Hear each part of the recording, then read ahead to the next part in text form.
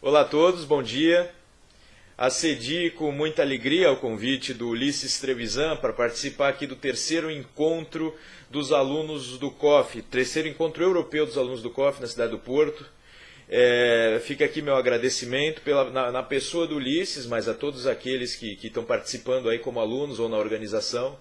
Esse é um tipo de evento muito auspicioso que deve ser imitado, né? Até aqui no Brasil, eventos de encontro de alunos do Olavo é uma coisa rara. Então, meus parabéns por isso e saibam que eu estou honrado, né? Eu vou trazer para vocês aqui algo que, digamos assim, é um pouco do melhor do que eu tenho estudado, ligado à história do Brasil.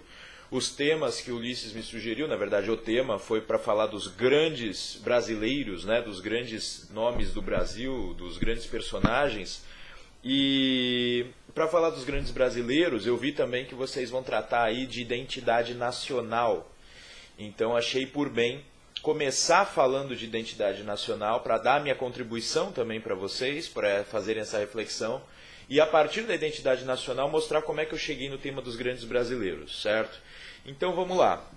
Nem todo mundo me conhece, né? Eu sou o professor Rafael Nogueira, eu comecei a estudar a história do Brasil de forma autodidata, na verdade eu sou formado em filosofia e direito, e formei um grupo de estudos independente quando eu era da faculdade de Direito, e nesse grupo de estudos independente eu quis introduzir nos nossos estudos, que eram de grandes livros clássicos que pudessem apoiar a nossa formação em Direito e também a nossa formação integral, que essa era a proposta do meu grupo, eu quis incluir grandes nomes, né, grandes brasileiros que tivessem também estudado Direito, mas que tivessem tido uma carreira proeminente em qualquer outra coisa, né, nem que não tivesse muito a ver com Direito. E como na nossa cidade, aqui em Santos, o José Bonifácio é a figura mais proeminente, eu comecei a estudá-lo. Claro que a pergunta a respeito do José Bonifácio já tinha aparecido de outras formas, já contei muitas vezes, inclusive no Brasil Paralelo, que eu entrei nesse tema justamente pelo contato com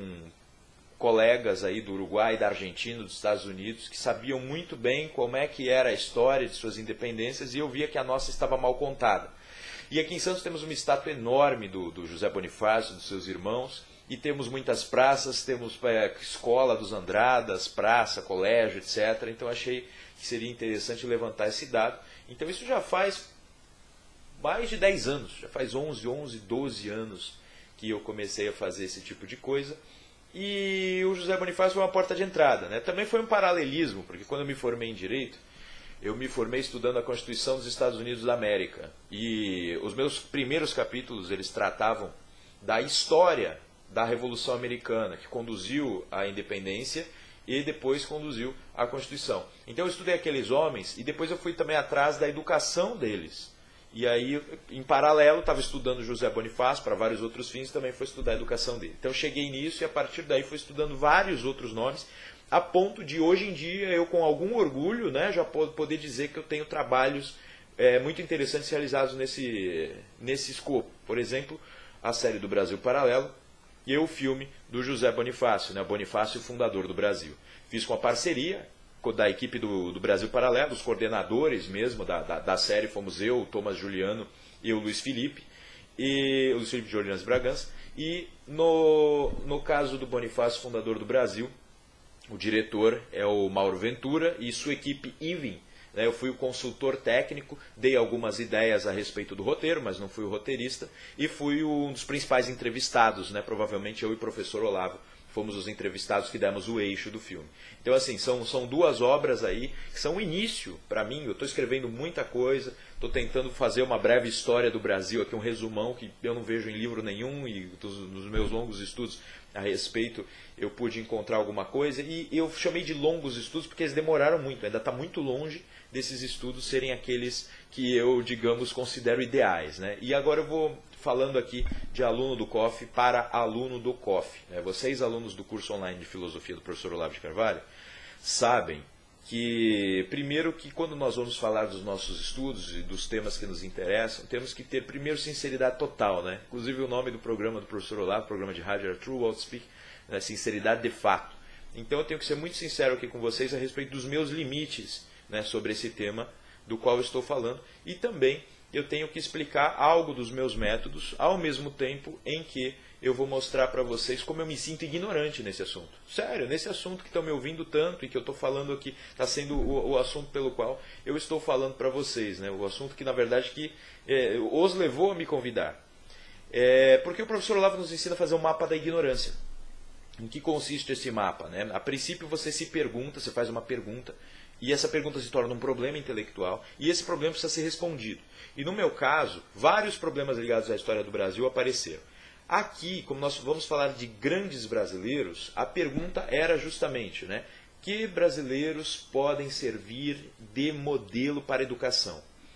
Eu fui, também estou me apresentando porque não sei se muita gente sabe, eu fui professor de escola por 7 anos. Então eu também sempre me preocupava em, na medida em que eu estava contando a história, mostrar como alguns personagens cresceram, como eles foram importantes, né, agindo assim ou assado, para realizar alguns atos históricos. Então, nesse ponto, assim, eu queria achar quem eram os grandes e precisava encontrar parâmetros para isso. E aí eu fui organizando tanto leituras a respeito de que parâmetros de grandeza eu tinha, quanto leituras a respeito de história do Brasil para encontrar esses grandes nomes. O número de livros que, por exemplo, eu sei que existem, que eu levantei, alguns listados por mim, anotados, outros não listados, mas eu tenho foto, eu tenho print, eu tenho resumos que eu fiz espalhados, enfim, eu não sou o cara mais organizado do mundo, mas o professor disse, faça o mapa da ignorância. Eu fiz, eu sei que o que eu não sei é muito grande, tem muita coisa que eu não sei. Tá?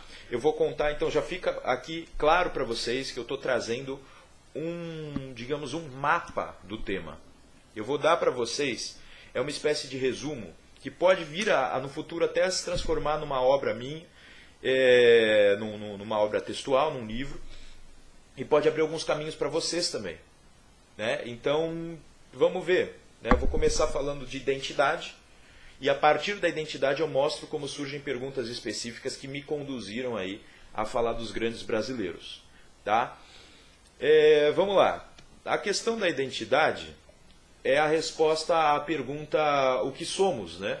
A identidade é a qualidade daquilo que é e o autorreconhecimento.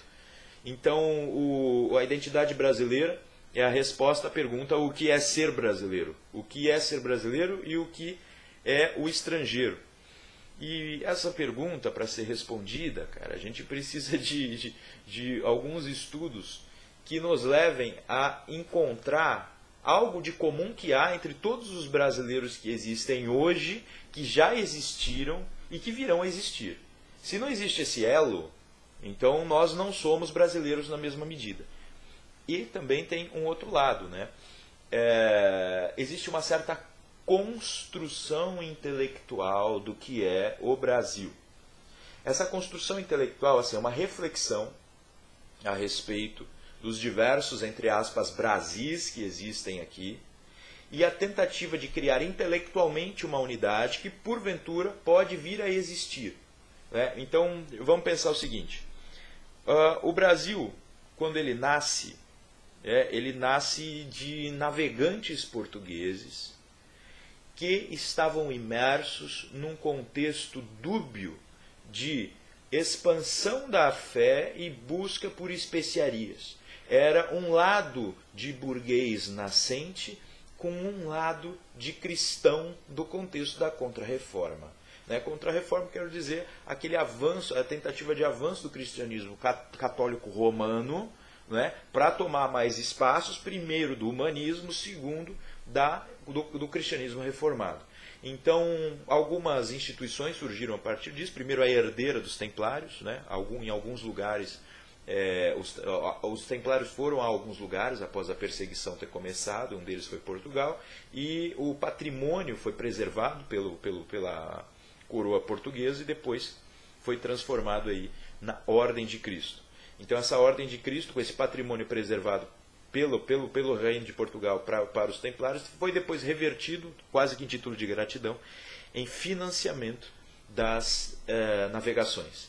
Os navegantes foram aventureiros e ao mesmo tempo foram, digamos assim, guerreiros, e ao mesmo tempo guerreiros da fé, e ao mesmo tempo burgueses em busca de grandes riquezas. E como nós vemos em Os Lusíadas, né, do Camões, eles são tudo isso e ao mesmo tempo pessoas querendo se imortalizar.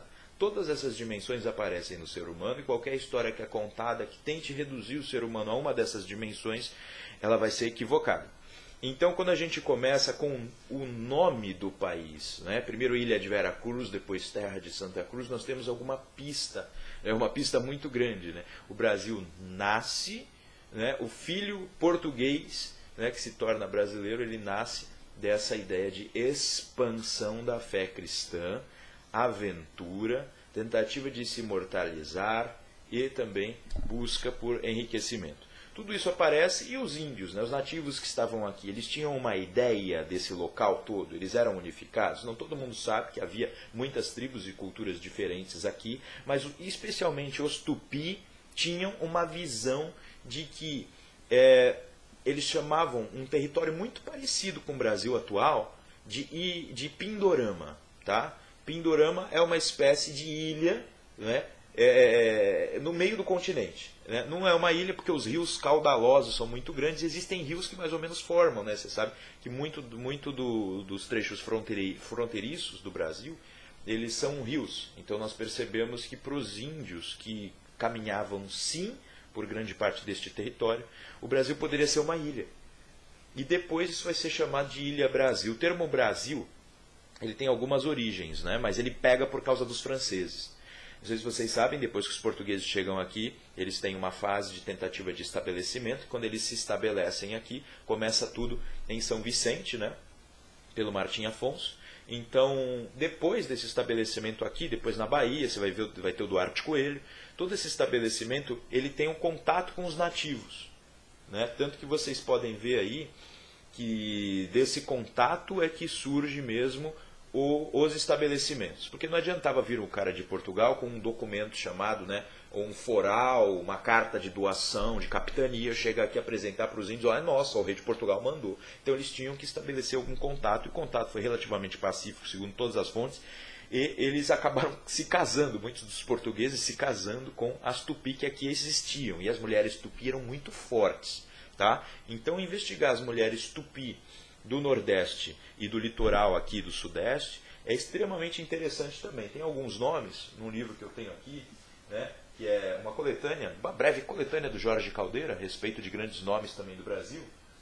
E ele fala, por exemplo, de uma mulher tupinambá chamada Guaibim Pará, né? Depois ela se transforma em Catarina. Nós sabemos que aqui no litoral paulista tinha a Bartira, né, da qual inclusive descendo, tá? E o João Ramalho, que é o inverso, era um português que se torna índio, porque ele quis viver como índio. Tá? Durou mais de 90 anos e teve mais de 30 esposas. Tá? Esse cara era um português que quis virar índio, ele é meu ancestral também. Enfim, todas essas coisas, elas nos deixam claro o seguinte, houve um contato, né, um mix aí, houve uma espécie de miscigenação cultural unida à miscigenação racial desde o início. Tá? Os tupi tinham alguns hábitos muito interessantes, essa coisa da receptividade, né? Essa coisa das mulheres fortes, essa ideia de, primeiro, da culinária, maneira de lidar com o ambiente geográfico, as estradas que os portugueses que viviam, primeiro o território português era muito pequeno, mas de qualquer modo, acostumados a passar pelas trilhas europeias, também queriam atravessar as trilhas daqui, e eles se aproveitaram das dos índios, né? E essa união vai formando o brasileiro de início. E depois, vocês sabem o seguinte, esse termo Brasil, como eu falei, os franceses vieram para cá, na região onde hoje é o Rio de Janeiro, eles quiseram fazer a França Antártica lá, e eles falavam Brasil, né?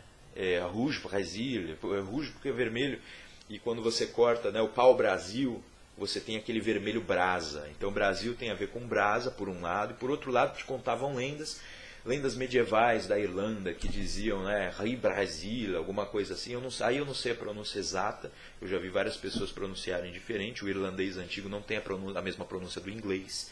E eles falavam, na Idade Média ainda, que para lá, né, muito para oeste do mar ali que eles tinham, e do mar oceano, o Atlântico era chamado de oceano, né? Muito a oeste existia uma ilha chamada Ilha Brasil, onde estaria uma espécie de paraíso. Então, olha só, os europeus medievais carregavam no coração essa ideia de uma espécie de paraíso. Ao mesmo tempo, você chamava de brasa, né? O vermelho brasa. Rouge Brasil, o vermelho brasa, do pau-brasil, que foi a primeira especiaria, entre aspas, encontrada aqui no Brasil. E depois você tem também Pindorama dos índios e Santa Cruz dos portugueses. Você vê que os portugueses eram os mais católicos mesmo, né, de toda essa história. Bom, o termo Brasil pega. Tá? Brasil, brasileiro, você vira o sufixo, né, brasileiro, ele é um sufixo para profissão, né, aqueles que trabalhavam com pau-brasil. Todos são, até em inglês é Brazilian, né, seria brasiliano. Mas eles falam brasileiro como jornaleiro, né? Tem várias profissões aí que usam o eiro no final. Aí você tem o seguinte, esse é a base do nome, né? Para começar a falar de identidade. Mas depois você precisa pensar num início de harmonia, né? De unidade entre as pessoas que aqui convivem. Então já falei do início do tupi, da figura do tupi com o português. E depois, quando você tem as invasões francesas, eles se unem para fazer a expulsão. Depois, quando você tem a confederação dos indígenas tentando destruir a povoação que já está bem colocada. E olha, foram vários momentos de grupos indígenas tentando destruir esse grupo que era português e indígena, né? Luso-indígena, luso-tupi. Então, assim, não era uma guerra de portugueses contra os índios. Essas guerras aconteciam, essas batalhas, dos índios irmanados com os portugueses contra outros índios. Tá? Então, aqui, por exemplo, na minha região, no litoral de São Paulo, você tinha aqui nós temos uma ilha, chamada Ilha de São Vicente. Tá? Ela é dividida por uns morros, e aí tem 2 municípios. Na época era assim também, eram 2 tribos.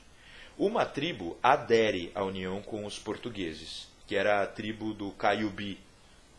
A outra tribo lá de cima do Planalto, que era onde hoje é São Paulo, que era o Tibiriçá, também se une com os portugueses.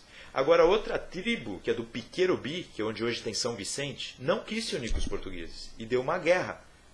Então o pessoal de onde hoje é São Vicente teria lutado contra o pessoal de Santos e São Paulo. Santos e São Paulo venceram a guerra. E aí o cara, ele era parente dos outros. O cacique de São Vicente era parente dos outros caciques. E ele foi derrotado e morto pelos seus parentes. Então, assim, essa guerra você vê que é uma guerra indígena na qual os portugueses foram colocados, né? Também tem essa. E depois tem a Confederação dos Tamoios. Tudo isso aí vai unificando. Mas o grande momento unificador do período colonial, desse primeiro momento do período colonial, foi quando os holandeses, eles, depois de um momento muito especial, e vocês sabem que Portugal se une com a Espanha por um momento, né? Existe o sumiço, né, de Dom Sebastião, e nesse momento você tem a chamada, né, entre aspas, União Ibérica. Não era esse nome que se dava, era só Espanha mesmo. Na verdade não era Espanha, né, era o nome da época. Agora eu esqueci, que a Espanha vai demorar para aparecer enquanto nome. Mas o Portugal acaba fazendo parte, se não me engano, era o Reino de Castela já. Mas depois a gente vê. Eu também estou gravando isso de madrugada, estou com sono, a memória de detalhe está falhando. Mas nós temos essa união entre Espanha e Portugal para formar um país só, e Espanha tinha problemas, tinha tretas graves com a Holanda, enquanto Portugal tinha bons contatos. Como vira tudo Espanha, a Holanda quer tomar para si Pernambuco, que era inclusive a região mais rica. E aí eles, enfim, se estabelecem lá por um tempo e depois começam a aparecer os desentendimentos, quando eles percebem que aquele que está encarregado dos negócios em Pernambuco, ou seja, na Nova Amsterdã, ele está levando a coisa com muita arte, com muita calmaria, tudo, e não está extraindo o máximo, né? A Companhia das Índias Ocidentais queria arrancar muito mais valores econômicos daqui, muito menos valores culturais, ficar construindo ponte, monumento, etc., fazendo pintura, não era tão interessante. Então Maurício de Nassau é demitido, é colocado outro, e daí grandes problemas começam, e os portugueses se unem com os índios e se unem com os escravos africanos para lutar contra o elemento holandês. Pelo menos assim foi feito o chamado mito de Guararapes, né? Existe a Batalha de Guararapes, que é a batalha de expulsão do holandês. Então o elemento português teria se unido com o elemento indígena, que teria se unido também com o elemento afro e lutado contra o holandês. Primeiro momento do Brasil. Isso é mítico, tá? No sentido, não no sentido originário da palavra, de uma narrativa primordial que tenta explicar. Não é nesse sentido que eu estou usando, é um sentido figurado. É uma história que foi ressignificada, porque os holandeses tinham alguns grupos indígenas ao seu lado também. Então não é exato dizer assim, mas a maior parte dos indígenas, inclusive o nome do líder indígena era Felipe Camarão, tá? Era vinculado com os portugueses. Então temos em Guararapes um grande momento.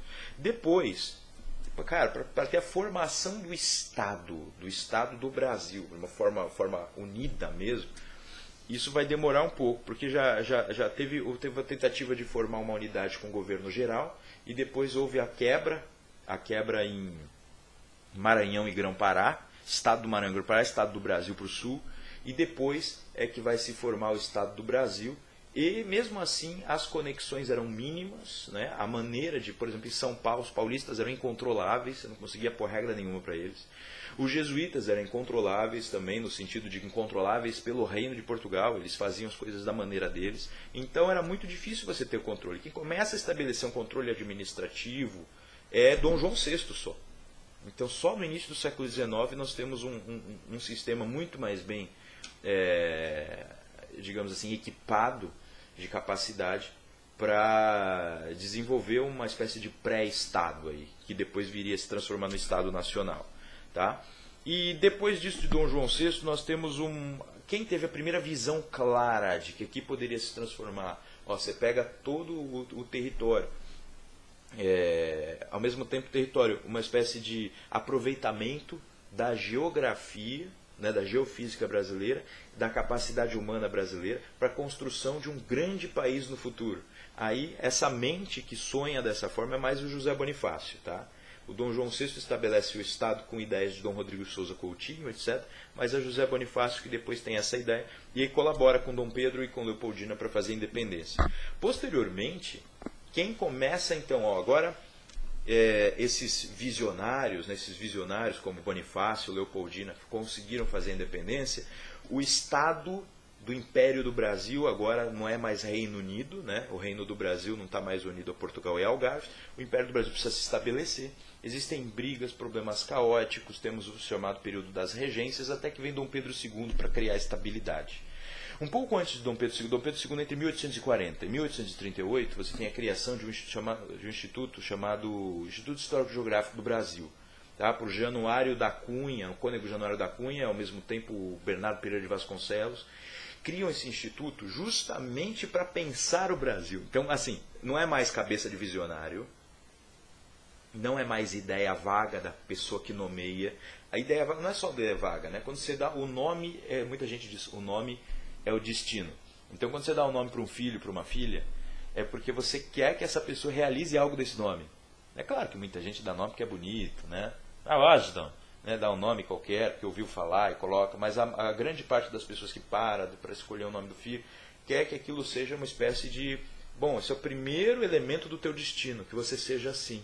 Então, assim, a mensagem do que era o Brasil vem com um nome em primeiro lugar, e depois vem com a realização, por isso que eu fui contando a história.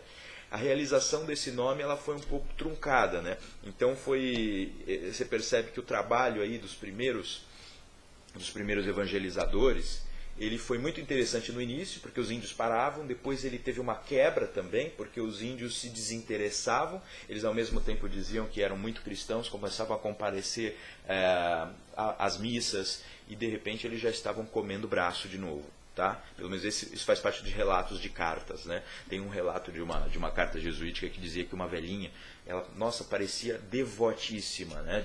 Ela só pensava em Nossa Senhora e coisas assim. Falaram, olha só como dá para encaminhar os índios para o cristianismo, né? E aí um dia ela estava já com quase doença terminal, ia ser dada lá o sacramento da extrema-unção, e perguntaram para ela, por curiosidade, né, o que a senhora mais gostaria de ter antes de morrer? E ela disse, queria comer uns dedinhos, né? Então, assim, a pessoa, meu Deus do céu, não adiantou nada. Então, você vê que foi muito difícil esse programa de catequização. E aí, então, em todos esses momentos, assim, o que dizia o nome, né? Primeiro, quando você fala em Brasil, é o nome de um elemento econômico, o pau-brasil, era a especiaria daqui. Quando você fala em Pindorama, o Tupi, eu estava sempre à procura da terra de Tupã, né? Uma terra sagrada que estava lá em algum lugar de Pindorama. A ilha medieval era uma ilha paradisíaca também, e ao mesmo tempo você tem a ideia de Santa Cruz, né? Uma terra porque a Santa Cruz é um elemento originário, inclusive, da nacionalidade portuguesa. A fundação de Portugal tem a ver com a Batalha de Urique, que é uma batalha impossível, e de repente o rei, Afonso Henrique, sonha que Jesus, né, lhe aparecia e dizia: sob este signo vencerás, que era o signo da cruz. Daí que o sinal da cruz aparece em tudo que é canto em Portugal. Né, que com essa cruz vencerás, então ele consegue vencer. Até recordo a vocês que todas, né, as embarcações, as naus, os galeões, as caravelas tinham cruzes para todo lado, se não nas velas, em outros cantos. Então você via que tinha mesmo esse elemento. Então aí para isso se estabelecer na prática, demora, muitas coisas diferentes vão acontecer, você precisa avançar pelo território, precisa sobreviver, né? Vira uma questão de sobrevivência, porque muitos dos empreendimentos não funcionam, até que chega o José Bonifácio, tem uma ideia unificadora. Né? O Dom João VI começa com isso, gosta muito do Brasil, mas o José Bonifácio é que tenta encaminhar isso. E depois você tem com o IHGB, o Instituto Histórico e Geográfico do Brasil, uma reunião de intelectuais para tentar criar, estabelecer uma ideia do que era o Brasil. Claro que o Dom Pedro II, o Dom Pedro II abriu 500 sessões de encontros do IHGB. Aos domingos, para ele, era ir à missa e ao IHGB. Então, assim, ele era um grande patrocinador e incentivador. E nesse contexto, eles criavam histórias, né, muitas vezes romances, quadros, né, tentavam enxergar o que era o Brasil. E uma das versões que aparece nesse contexto, vocês podem ler aí textos do José de Alencar, você pode ver Iracema, tá? Você pode ver quadros, né, como O Último Tamoio, tudo isso vocês podem pesquisar no Google, encontrar essas coisas, ou então buscar o livro. É sempre assim, o índio morre, tá? A Iracema morre, o Último Tamoio é um índio morrendo, e tem ainda mais versões, tem mais quadros, tem mais textos nesse sentido. É como se fosse assim, o nativo morre, mas ele deixa um filho, Iracema deixa seu filho. E ela teve esse filho com um europeu, com um português. Então, assim, o elemento selvagem está morrendo para nascer a civilização brasileira, que é a civilização que une o nativo e o europeu. O problema é o seguinte, hoje em dia nós temos muito essa questão da herança cultural afro. E no contexto aí do início do IHGB, bom, vocês vão ver, de 38 em diante tem IHGB, porque ele não morreu. Tá? Até hoje existem os institutos históricos e nas cidades tem os institutos históricos das cidades. Aqui nós temos o Instituto Histórico Geográfico de Santos. Você percebe que o elemento africano ainda não era considerado brasileiro. Ele era o de fora que era escravizado. Né? Ele era o elemento de trabalho cativo, justamente porque ele já era escravizado na África, ele era trazido aqui como tal. Ele era comprado lá, já como uma mercadoria feita lá. Tá? Então o que acontece é que nós não temos ainda nessa versão, nesse momento do IHGB, a integração clara aí do elemento africano que eu disse que tinha começado a aparecer na prática em Guararapes. E eu recomendo que, se alguém for estudar mesmo essa questão da nacionalidade, que pare um pouco no Instituto Histórico e Geográfico Brasileiro no contexto do Segundo Reinado. Tá? E pare para investigar o que estava acontecendo ali. Só para você ver, por exemplo, o Guarani, né, aparece enquanto romance, parece um texto, e ao mesmo tempo é desenvolvido por Carlos Gomes, um músico que é enviado com a ajuda aí do Instituto. Tem controvérsia se Dom Pedro usou do próprio bolso dinheiro, ou se foi dinheiro de um prêmio estatal, enfim, de uma escola de música, mas ele foi estudar na Itália a música de mais alto nível. Os pintores, né, quando você vê o Vitor Meirelles, eles vão estudar vão estudar na França, vão estudar na Europa, para trazer o melhor de lá para cá. E a tentativa era de popularizar isso. Tá? Não popularizou.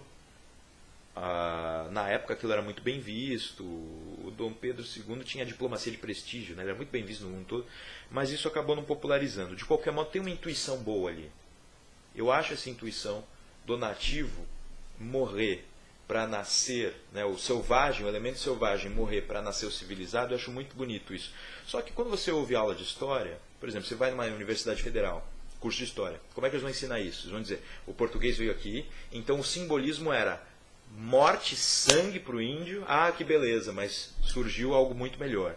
Eles entendem como uma justificativa para a violência e para a agressividade. E cara, para mim, aquilo é simbólico. é o selvagem, deixando de ser selvagem, não importa se em vida ele foi índio, tá? E se transformou depois num elemento integrado, ainda que mantendo muito de suas maneiras e de sua cultura, mas ele é integrado a uma civilização mais complexa e mais desenvolvida. Então, é preciso que a gente estude muito esse momento aqui, tá? E depois nós temos também a grande fase da autoconsciência. A autoconsciência do Brasil surge... O que chama de autoconsciência? É o brasileiro se chamando de brasileiro. Até então, os brasileiros não se viam como brasileiros. A maior parte das pessoas se via como, primeiro, portugueses, tá? Eles fazem parte do Reino de Portugal. E segundo, como nativas do local específico. Então o cara era paulista, ele era paulista. Ele era de Piratininga. Ele era da vila do Porto de Santos. Tá? O cara era ele era da província de Desterro. Tá entendendo? Ele era lá em Pernambuco, ele era de Olinda. Da vila de Olinda. Então assim, de Salvador. Tá? Então ele era da localidade e era do Reino de Portugal. Essa história de se reconhecer como brasileiro demora. Mesmo com a fundação do Império do Brasil, isso fica muito tempo no papel. As pessoas, beleza, elas sabem que são brasileiras, tudo isso aí, tudo bem. Mas o reconhecimento, essa coisa assim de, música, né, canção, torcida pelo país, reconhecer no outro seu parceiro, morremos juntos por isso. Isso só na Guerra do Paraguai. Tá? Na Guerra do Paraguai, hinos são cantados. Você sabe que o nosso hino, a música, ela vem, ela remonta a um tempo muito anterior, tá? E uma das fases, essa segunda fase, é na coroação de Dom Pedro II. E ela foi feita para ser cantada por tenores. Tá? A música era diferente, na verdade a melodia vocal era diferente. E é muito difícil de ser cantada. Depois, na República, que criam essa melodia cantada que a gente tem hoje. Mas a música era a mesma. Então, assim, esse negócio do hino, de saber que dá a vida, de que somos brasileiros, não somos o outro, etc., surge com a Guerra do Paraguai. Então, esse é o momento de autoconsciência nacional. Tá? E depois desse momento, você tem... para mim, é o ápice. O momento mais alto de reflexão é um texto do Machado de Assis, tá? Chamado Instinto de Nacionalidade. E nesse texto, ele diz o seguinte, ele quer examinar a literatura brasileira e ele encontra um problema na literatura brasileira e em sua capacidade de tornar-se universal. Ele vai mostrando como os escritores brasileiros ficam se apegando a coisicas brasileiras. Tipo, o passarinho brasileiro é tal. O índio era tal. O negócio é tal. Mas o Brasil não entra na universalidade. Eu acho que isso não aconteceu até hoje. Você vai ver música brasileira, o pessoal quer coisinha brasileira, sambinha, coisinha aqui e tal, tal. Não consegue se universalizar direito, com raras exceções, é claro. Tem alguns eventos, mas com raras exceções. Então... esse instinto de nacionalidade era, no fundo, uma mensagem de Machado de Assis para dizer, olha, o Shakespeare, ele não ficava escrevendo seus textos, suas peças, para falar da Inglaterra. O Hamlet era dinamarquês. Né? Romeu e Julieta, né, se passava na Itália, em Verona. Não é? Então, o Otelo, né, o Mouro, né, o Mouro de Veneza. Tá entendendo? Não precisa se passar na Inglaterra e falar da Inglaterra e falar do pássaro inglês e da árvore inglesa. Não precisa. Entendeu? O gênio brasileiro, o Machado já anotava, né? Ele não se expande, ele fica aqui, preso aqui. E por isso que eu digo que é o ponto máximo. Né? Ele chega a essa conclusão nesse texto Instinto de Nacionalidade. E depois, no segundo momento de autorreflexão ampla sobre o Brasil, aí não é autoconsciência, até o pereba da esquina percebendo, sou brasileiro, estou contigo. Isso que eu chamei de autoconsciência, que ainda consciência é uma palavra muito forte, tá? Isso aqui é tudo rascunho, gente, eu estou pensando com vocês. Vocês são os meus condiscípulos, né? Então, e não tem nada de exagero nisso, é alunos do mesmo professor. Então, eu estou pensando alto com vocês.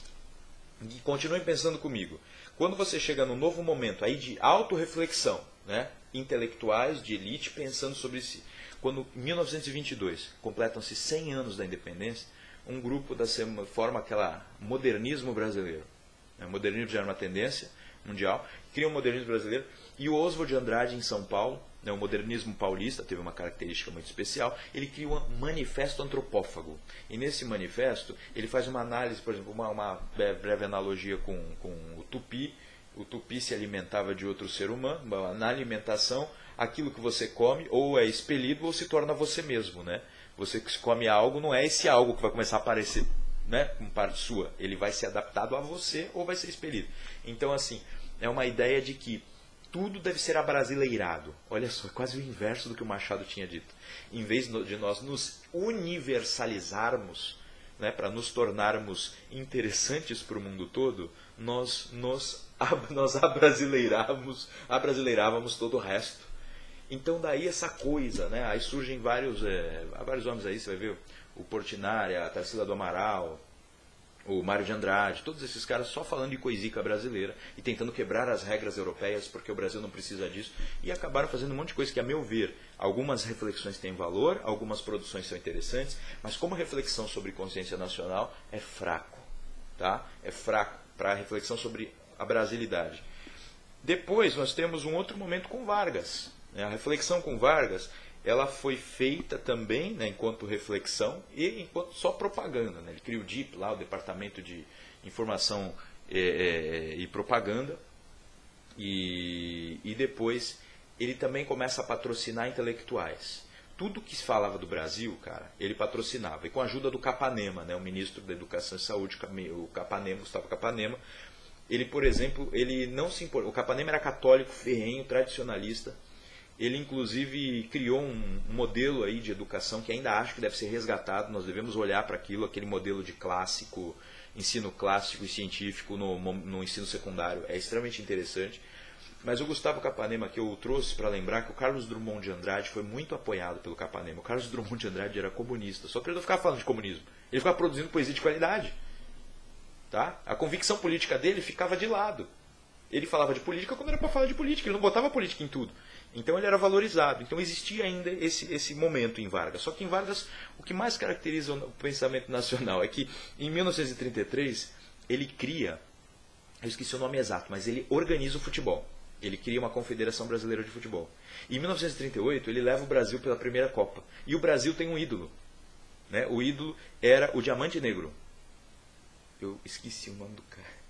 Como é que é o nome do Diamante? Coitado, eu já lembro para vocês e falo. Durante aqui eu vou deixar alguns neurônios pesquisando isso enquanto eu falo com vocês. Mas nós tínhamos, aí começa o futebol. Ao mesmo tempo que o samba era proibido na Primeira República. Lembre-se que a Primeira República vai de 1889 a 1930. Tá? Então você tem mais de 40 anos de proibição de samba. Ele era coisa assim escondida aqui e ali. O Vargas, querendo que o nacionalismo fanista crescesse, ele promove as escolas de samba, ele ajuda até essa competição de escola de samba, ele promove. E ele dizendo o seguinte, só que fiquem falando do Brasil. Então é samba, escola de samba, competição, mas falando do Brasil. Então, vocês veem que aqui nós temos uma tendência que é análoga do Segundo Reinado. A tendência do Estado promover a reflexão sobre o que é brasileiro e mandar para o povo um resultado. Tá? Então, por duas vezes, no Segundo Reinado e com Vargas, nós temos o Estado fazendo isso. Quando nós temos pensadores espontaneamente pensando no assunto, eu acho que o melhor encaminhado é Machado de Assis. Tá? E aí depois de todo esse avanço, como eu já falei que para mim o instinto de nacionalidade é um dos melhores pontos, mas sobretudo para a literatura, né? Depois nós temos aí o professor Olavo com o Futuro do Pensamento Brasileiro, que ainda coloca para nós a ideia de que nós devemos resgatar aí a filosofia do Mário Ferreira dos Santos, o pensamento de Gilberto Freire, a filosofia do direito de Miguel Reale, tá? E tudo isso aí, e também a literatura de Otto Maria Carpo, né? Otto Maria Carpo, na verdade, era um austríaco, mas veio para cá e conseguiu desenvolver muito da nossa capacidade de se expressar em língua portuguesa para falar de coisas universais. Então temos aí um breve esboço de identidade. Eu acho que nós temos que retomar todas essas coisas, os momentos, inclusive. Eu digo a vocês que no contexto de Vargas, nós tivemos, o Vargas quis cooptar a Igreja Católica, né? E para isso ele deu ampla liberdade de expressão, porque isso era raro, né, com ele, a grupos da Igreja, por exemplo, para formar o Centro Dom Vital e a revista Ordem. Então, intelectuais como Jackson de Figueiredo, Gustavo Corsão, entre outros, eles passaram a produzir nessa época. Tem uma geração fantástica, que meu amigo Daniel Fernandes, também aluno do professor Olavo, se algum dia vocês quiserem Ele parece que focou nesse período e está estudando muito o que eles publicavam em jornal, essa revista, né, a Ordem, o que ela tinha, e ele está resgatando, mostrando que havia uma intelectualidade católica pujante ali naquele momento, tá? Pensando no Brasil, mas falando enquanto católicos para católicos do mundo todo. E além disso, agora eu mostro para vocês, tendo visto essa questão da nacionalidade e da identidade nacional, aí surge a pergunta, né? Quem são os grandes brasileiros? E por que surge essa pergunta? Para mim surgiu porque, estudando filosofia e estudando história do Brasil, eu quis saber quais foram os pontos altos da nacionalidade que fazem com que eu, outras pessoas buscando sua vocação, crianças, possam se enxergar em grandes brasileiros para poder desenvolver suas próprias vidas. Primeiro ponto. E segundo, estudando Aristóteles e São Tomás de Aquino, eu cheguei à conclusão, estudando a política, a visão política deles, eu cheguei à conclusão que eles sempre dizem o seguinte, né? Quando eles se referem à aristocracia ou à monarquia, eles dizem, aqueles que devem governar, eles têm que ter duas coisas, virtude e saber. E aí eu peguei só esses dois dados e pensei assim, bom, virtude e saber. Eu estudei as virtudes segundo a visão de Aristóteles, as virtudes segundo a visão de Platão e as virtudes segundo a visão cristã. Tá? Mas aqui eu não vou definir isso, não dá tempo. E eu peguei também a questão do saber. O que é o saber? Né? Porque hoje em dia nós temos essa visão de saber com documento, né? Você tem que ter doutorado, o saber muito científico. E o professor Olavo nos ensina uma coisa que acho que facilita de reconhecer o que é o saber. Né? Primeiro, a honestidade intelectual, de dizer o que sabe o que sabe, que não sabe o que não sabe. Segundo, a diferença de inteligência e habilidade. Muitas pessoas têm habilidade musical, mas são burras. Muitas pessoas têm habilidade estratégica, né? Às vezes para resolver problema, para encontrar o caminho mais fácil, mas são burras. Já vou explicar. Muitas pessoas têm memória fantástica, memória fotográfica, ou memória visual, memória auditiva, e são burras. Por que essas pessoas podem ter essas grandes habilidades e ainda assim serem burras? Porque não enxergam a realidade. Né? O Olavo define, no seu texto Inteligência e Verdade, a inteligência como a capacidade de perceber a verdade.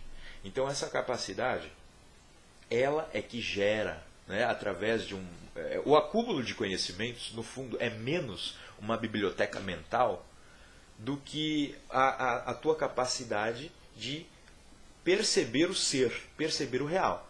Tá? Então é que sem esses conhecimentos retidos na nossa memória, a gente fica no mundo da lua, a gente erra mesmo.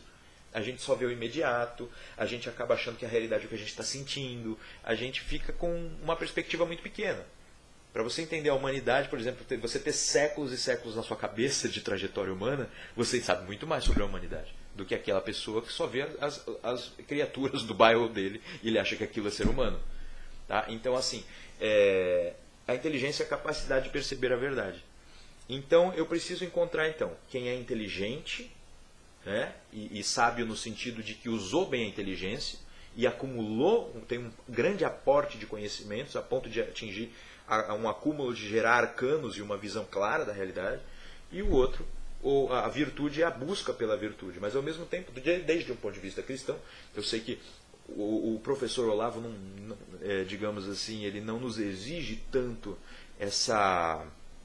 digamos assim, esse excesso de autovigilância. Ele exige mais que nós nos reconheçamos como uns merdas e nos confessemos. Né? Ele nos recomenda isso, né? Exigir é uma palavra forte demais, mais do que a gente fique se esforçando para desenvolver as mais altas virtudes. De qualquer forma, é evidente que ele faz isso para nos dar um senso de realidade, para nós vermos a realidade. Porque no fundo é óbvio que é bom cultivar virtudes.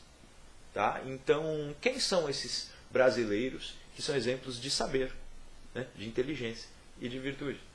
E daí, eu tenho aqui um esboço também, que pode vir a virar livro, eu estou trabalhando com isso.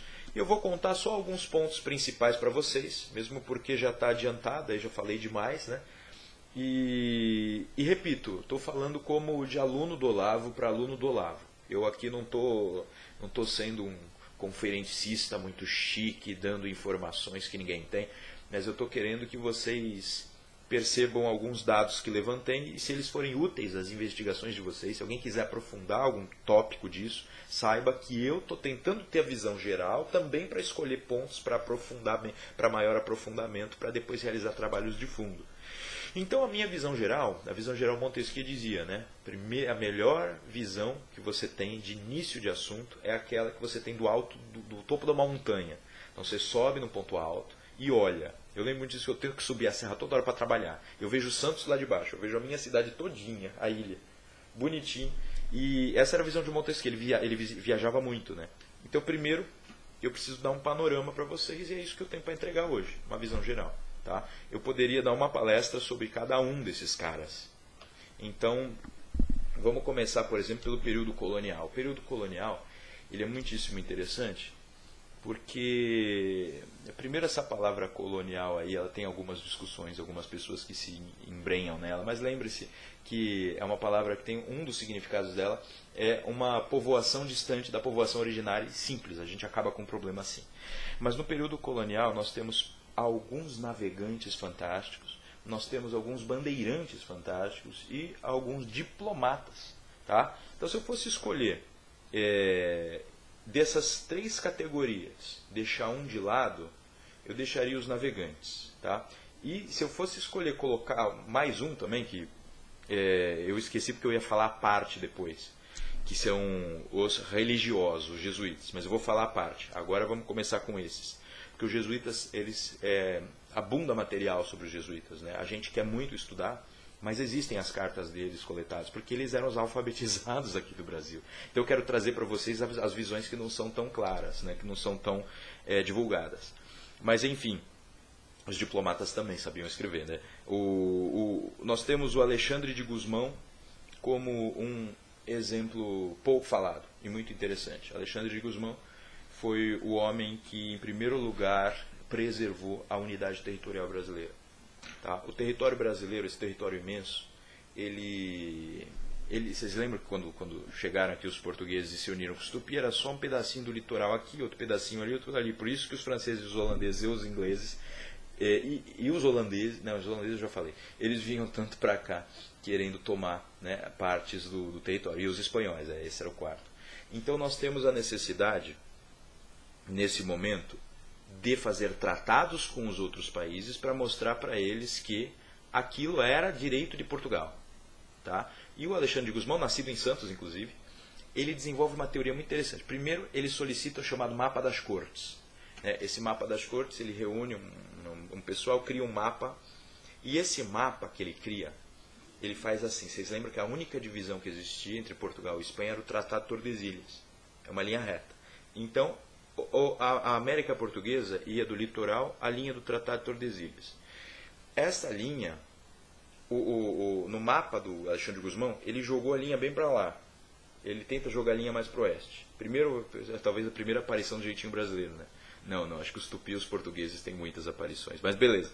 E aí, ele também diz o seguinte, olha, é difícil a gente pontuar onde está uma linha imaginária, então procuremos pelas fronteiras naturais. Tá? Segundo argumento dele, para fazer o mapa.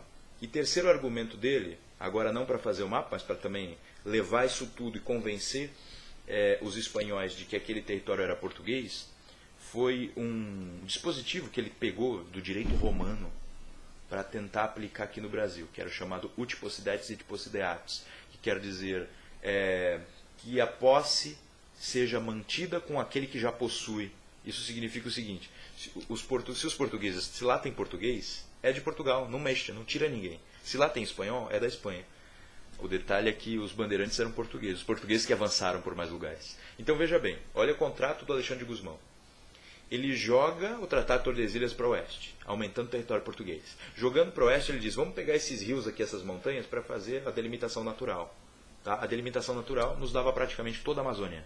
E depois ele criou a ideia de ut possidetis. E onde tinha, qual era o povo que mais tinha avançado pelo território dos sertões? Era o português. Então, assim, ele é o primeiro que oficialmente faz com que o Brasil seja o Brasil. Né? O pré-Brasil territorial foi ele. E acho que ele é pouco estudado. O irmão dele era um padre, né? O Bartolomeu de Gusmão, foi o cara que inventou o balão, cara. tá nascido em Santos também, ele inventa o balão e fica famoso como padre do balão. Ele fica muito mais famoso que o Alexandre. Para mim, o Alexandre é mais importante para a nossa história. Ele ficou conhecido como padre do balão. Não é esse que sumiu, não. É o padre do balão. Depois tem outra coisa. E esses bandeirantes de que eu estou falando? Que história é essa? Não dá para explicar isso hoje, mas eu, por exemplo, descendo do grupo dos Pais Leme, né, que vem do Fernão Dias Pais Leme, o cara que cismou que ele encontra esmeraldas, no fundo ele encontra turmalinas, mas quem é que ia ter capacidade mineralógica na época para poder discernir que pedra era que pedra? Mas ele consegue encontrar pedras preciosas de algum valor na direção ali de Minas Gerais, ele estava muito bem encaminhado. Tá? Você tem Pedro Teixeira eram todos eles paulistas, todos paulistas. Tá? A maioria vinha de Santos e alguns de Piratininga, que era São Paulo. O Pedro Teixeira foi o cara que conseguiu o Amazonas. Pelos rios, né? Ele encontra um meio de conduzir gado e ao mesmo tempo ele encontra caminho pelos rios para chegar a outros lugares, que a gente chamava de monções, né? Os caminhos pelos rios. Então Pedro Teixeira, pelo avanço sertanista, sertão é uma palavra que vem de deserto, é desertão. Você sabe como os portugueses falavam? Desertão, desertão virou sertão. É um lugar que você não sabe o que é um breu, é o caos dos gregos. Então assim, quem vai para o sertão não sabe se volta. Então ele foi, encontrou o caminho e avançou por lá. O Raposo Tavares, para nós, aqui, o Pedro Teixeira é considerado Indiana Jones, tá ligado? Porque o que ele fez é louco. E o Raposo Tavares é considerado Ulisses, cara.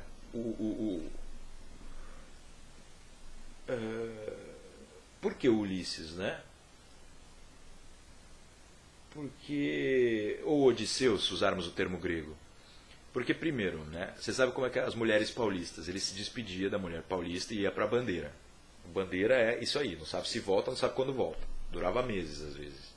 Tá? E ele foi a pé, descalço, até o Amazonas também, reconheceu um monte de coisa e voltou. E depois ele foi para o sul.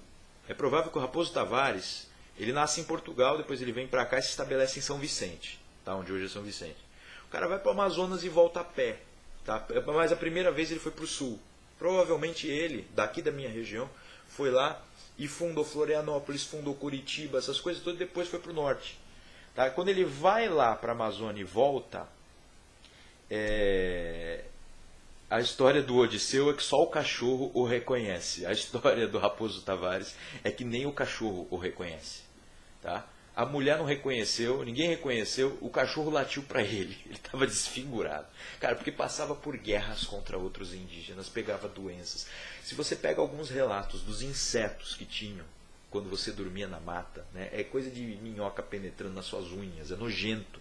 E o cara foi e voltou, né, e manteve o caminho, sabe? Com consciência do caminho, do que tinha lá, quais eram os valores. E, claro, realizava muitas vezes aquilo que é a coisa mais vergonhosa dessa época, o apresamento de indígenas, mas não era só isso que os bandeirantes faziam.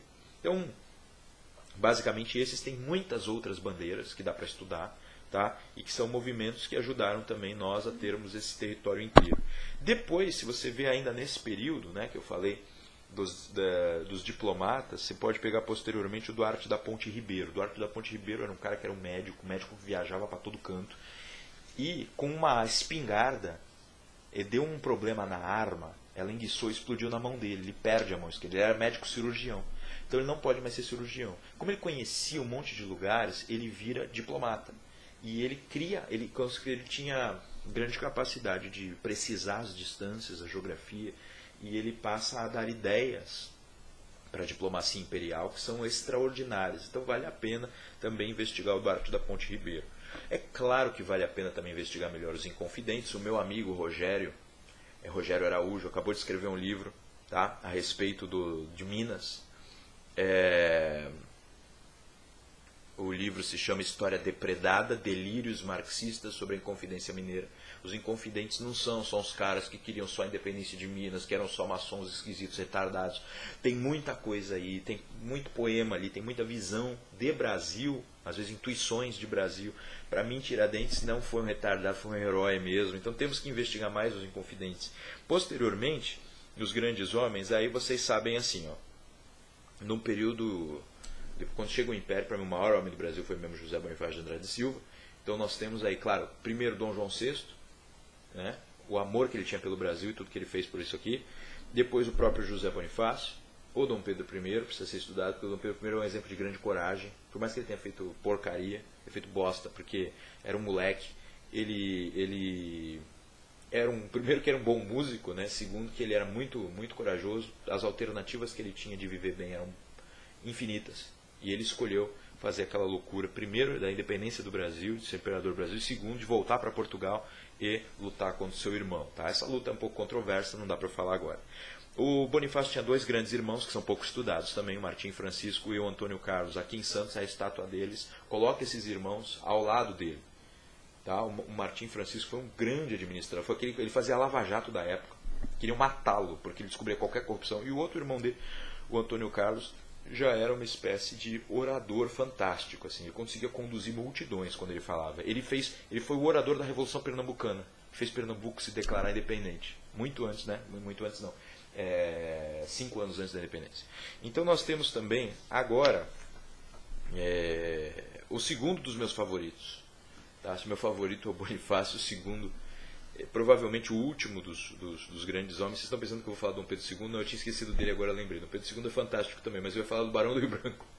Tá? Mas vamos para o Dom Pedro II antes. Dom Pedro II também, como ele é muito falado, eu não vou parar muito a minha exposição nele, mas o Dom Pedro II é um grande exemplo de alguém que pôde aprender. Primeiro, aproveitou os 2 anos de tutoria que o Bonifácio deu para ele para amar o conhecimento e amar o Brasil. Né? O Bonifácio tinha essas duas grandes características, o amor absurdo pelo conhecimento, leituras incessantes, escrita, texto, fichamento de livro, e o Dom Pedro II pega isso, mas depois ele foi também educado por pessoas muito mais velhas. Né? O Bonifácio ainda era espivitado, ele era muito agitado, ele era educado por pessoas mais velhas, por padres, e aí ele fica com um pouco desse hábito de ser muito reservado, quietão, tudo.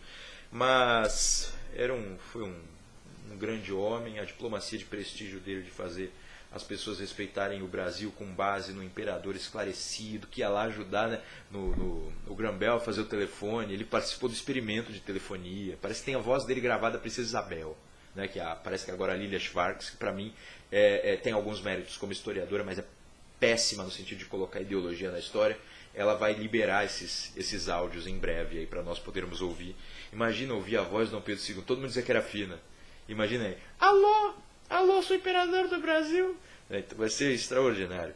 E aí você tem o Barão do Rio Branco. O Barão do Rio Branco, que é o último que eu vou expor com um pouco mais de cuidado.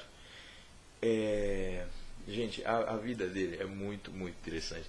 Ele primeiro, o pai dele, Visconde do Rio Branco, foi o cara responsável por preservar o Paraguai, né? Porque depois da Guerra do Paraguai, o Brasil consegue vencer, invade Assunção, e daí a Argentina, na verdade, no fundo a Argentina queria tomar o Paraguai inteiro e transformar aquela região em província argentina.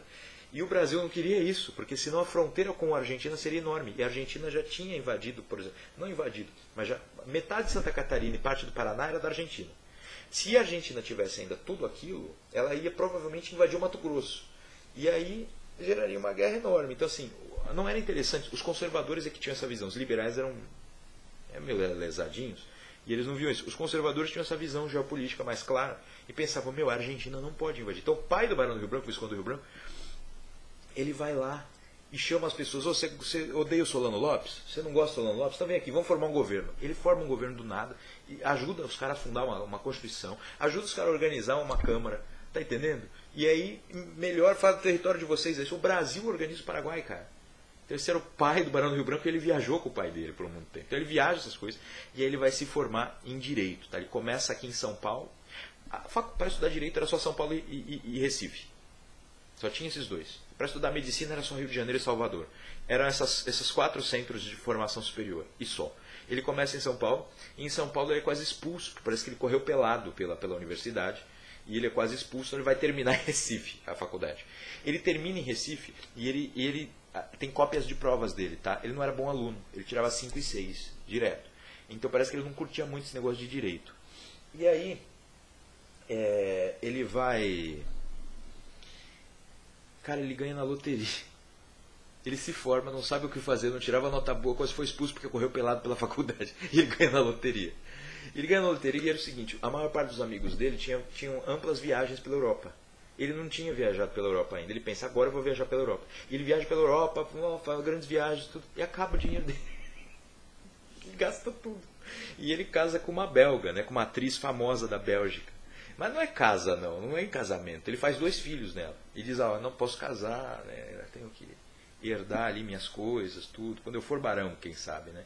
Enfim, posteriormente ele consegue, ele volta. A princesa Isabel não gostava muito dele, porque achava que ele era um maluco irresponsável. Mas quando ele volta, ele vira professor do Colégio Dom Pedro II. Quem ajuda a conseguir esse emprego para ele é o Caxias, porque ele estava prometido para a filha do Caxias. Mas ele é cavalheiro, né? Como ele já tinha feito filho da atriz belga, ele manda uma carta dizendo que precisava romper, que ele já tinha feito não sei o quê, tudo, enfim. E aí é meio triste, mas ele rompe a promessa para ela e ainda pede. Ele rompe e ainda pede para o ex-sogro arrumar um emprego para ele. E aí ele arruma um emprego de professor de história, tá? No Colégio Dom Pedro II, que era um colégio... Era fantástico, né? Era o colégio da elite. Ele deu aula de história por muito tempo, percebia que não dava tanto dinheiro, tentou ir para a mídia. Não tinha rádio na época, então ele foi escrever em jornal. Aí ele inventou a coluna dele, Efemérides Históricas. Todo dia ele escrevia um evento que naquele dia, em outro ano, tinha sido importante. Então ele pesquisava nos documentos antigos, ele ia atrás de fofoca, informação. Então ficou muito famoso por isso. E daí, cara, acontece outra sorte. É um cara sortudo, né? Eu tive um professor que dizia que guarda a moedinha que tem o Barão do Rio Branco porque dá sorte. E ele tem um momento em que ele está bravo porque ele tem que sustentar os filhos e professor de história não dá dinheiro e escrever em jornal também não. E cara, o Brasil tem que se decidir em relação à Argentina, que está ali no sul, tá? Porque o nosso ministro das Relações Exteriores, aí já tinha sido fundada a República, proclamada a República, e o nosso ministro das Relações Exteriores era o Quintino Bocaiúva. Nós estamos no governo de Floriano Peixoto. E o Quintino Bocaiúva diz o seguinte para os argentinos: vamos dividir metade o território, tá? Metade é nosso, metade é de vocês. O Congresso Nacional não aceitou, então não foi ratificado isso. Sabe por quê? Os brasileiros diziam, nem ferrando, isso é do Brasil. E eles precisavam de um advogado, porque isso ia para arbitramento. Arbitramento você chama um terceiro país para decidir um problema entre dois. Então a treta bilateral é decidida por um terceiro. Isso é coisa de direito internacional. E aí, cara, foi chamado o presidente dos Estados Unidos para arbitrar. Ele teria que ser o advogado da questão. O Barão do Rio Branco é chamado porque o cara que ia ser o advogado morreu. E quem que conhecia? Quem conhecia um pouco de inglês, quem conhecia também essas questões ligadas ao prata, tinha viajado para lá, conhecia o Paraguai, conhecia a Argentina. Quem era bom historiador, que sabia contar a história, aquela região, a nossa história, quem sabia argumentar? Só sobrou ele. Aí dizem que o Floriano ainda escreveu para ele, mas nós estamos na República, não é adequado, né, usar o título de barão. E aí ele disse, ciente, presidente, né, assinado Barão do Rio Branco. Então, assim, ele continuou assinando Barão do Rio Branco para da vida. E aí, cara, ele faz 6 volumes de defesa. E ele realega de novo o Uti Possidetis, lá de Alexandre de Gusmão e Duarte da Ponte Ribeiro. Ou seja, ali estão os portugueses, era Uti Possidetis de fato. Tá? Ali estão os portugueses, então aquilo é território português, um dos primeiros argumentos. Segundo argumento, ele vai contar toda a história da região, mostrar que vai desde os tratados anteriores, ele resgata todos os tratados, que remonta ao Tratado de Madrid de 1750, todos os tratados, porque ele diz assim, nós somos herdeiros do Império Português, eles são herdeiros do Império Espanhol, as tratativas a respeito disso foram essas. E aí manda para os Estados Unidos, que dá, inclusive o diplomata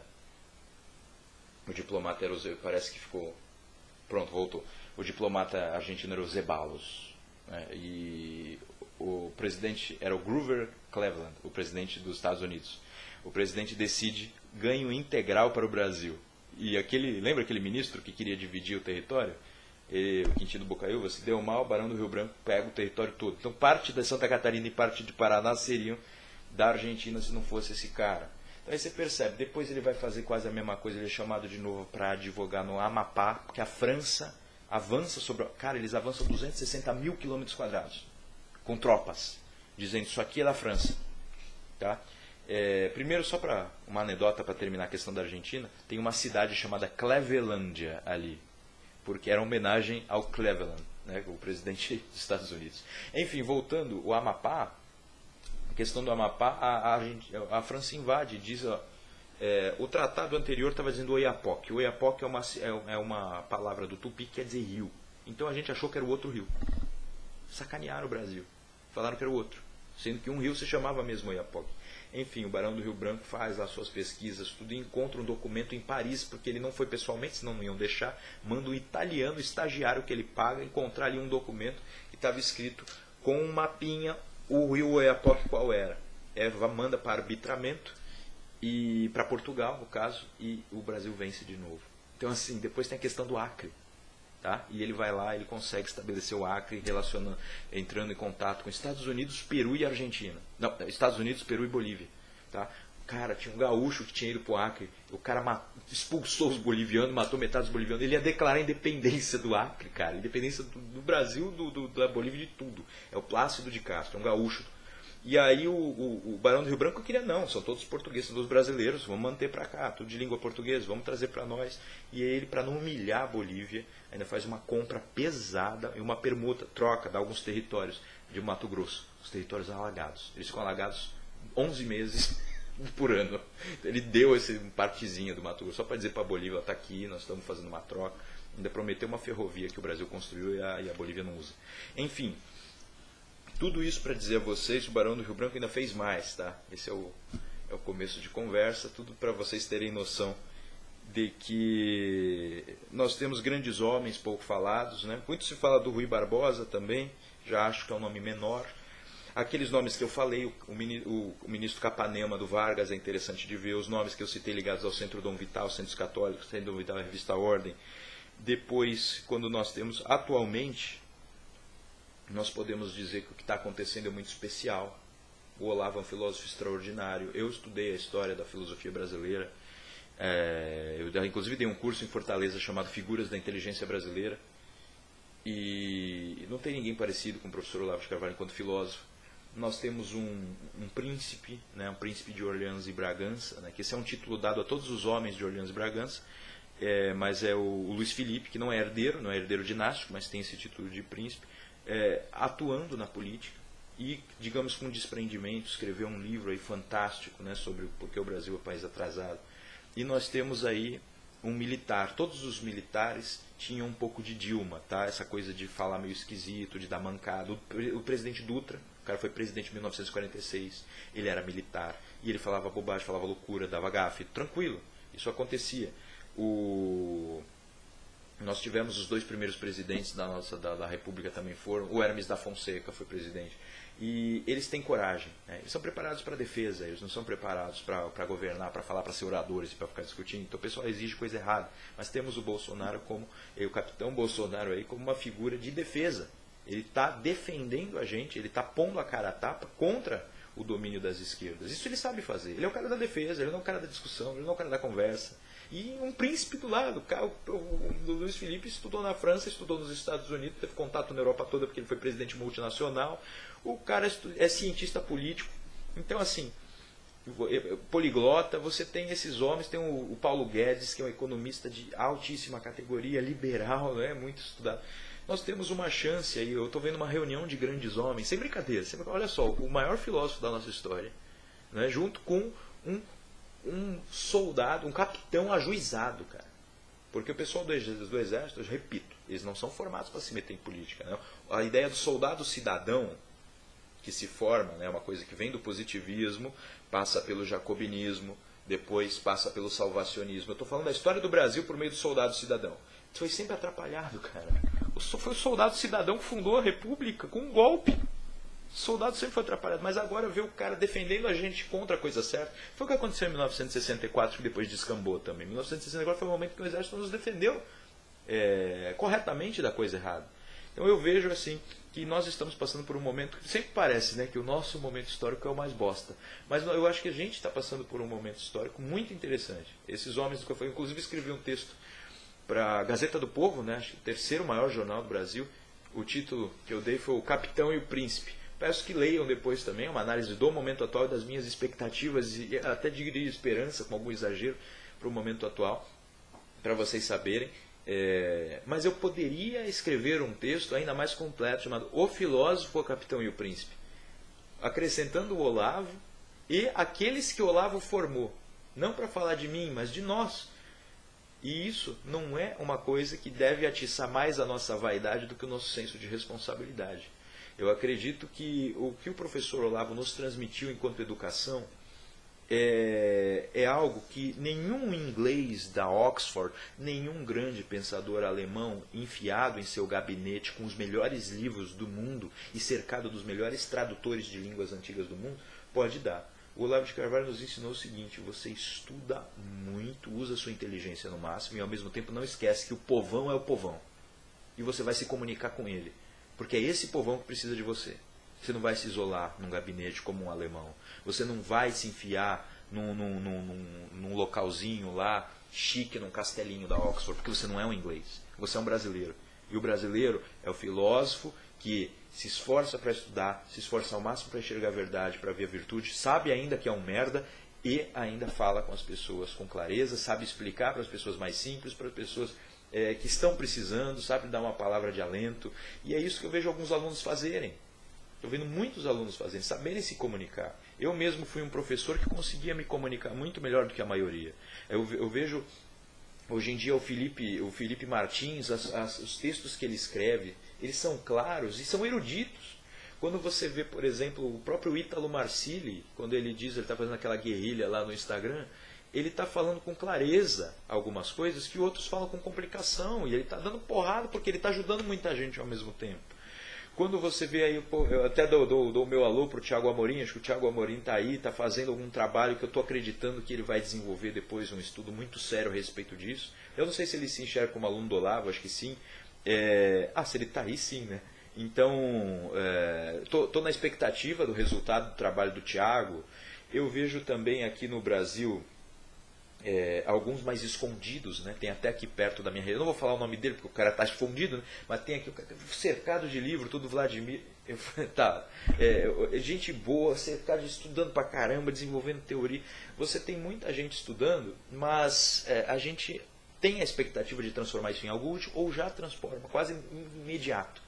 A gente faz isso acontecer, se comunica. Eu acho que a melhor coisa que eu fiz foi ter sido professor de escola e conseguir participar do Brasil Paralelo e do filme do Bonifácio. Isso atinge um monte de gente. Seria muito melhor do que eu ficar escrevendo livros sobre Bonifácio. Todo mundo quer, cadê teu livro sobre Bonifácio? Eu posso escrever um livro maravilhoso, mas a maioria das pessoas vai pôr na estante. Né? Não vai ter esse aproveitamento todo. E eu estou escrevendo esse livro, pode deixar que vai vir. Porque eu também quero escrever para os meus pares e muitos deles são vocês. Tá? Então eu acho que a nossa missão é muito grande.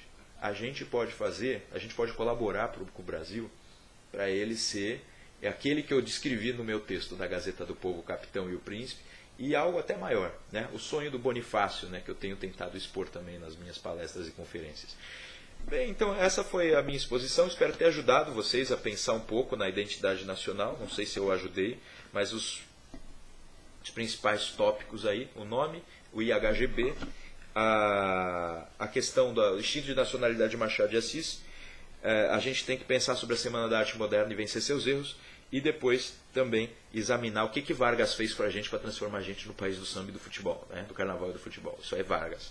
Nós temos também essa coisa dos grandes brasileiros, né? E dos grandes brasileiros, os meus nomes favoritos são aqueles do Alexandre de Gusmão, Fernão Dias Pais Leme, Pedro Teixeira, Raposo Tavares, alguns Inconfidentes, Dom João VI, José Bonifácio, seus irmãos, Leopoldina, que eu sei que não é brasileira, mas virou brasileira sim. A imperatriz do Brasil é brasileira. Dom Pedro I, Duarte da Ponte Ribeiro como diplomata. Temos também os parlamentares, para fechar, né? Temos os parlamentares, eu até fiz um post esses dias separando o nome, só para mostrar que os congressistas da época do Brasil Império, eles eram muito superiores a nós. Enquanto a nós, assim, as pessoas da nossa geração que tem alguma cultura, né? Eu mostrei, por exemplo, pelo Aureliano de Souza Coutinho, né? Eu falei, homem de grande valor, ele ajuda Dom Pedro II, quando era jovenzinho, a ter uma formação de bacharel em Direito, né? E ele tinha habilidades como comerciante, jornalista, diplomata e militar, tá?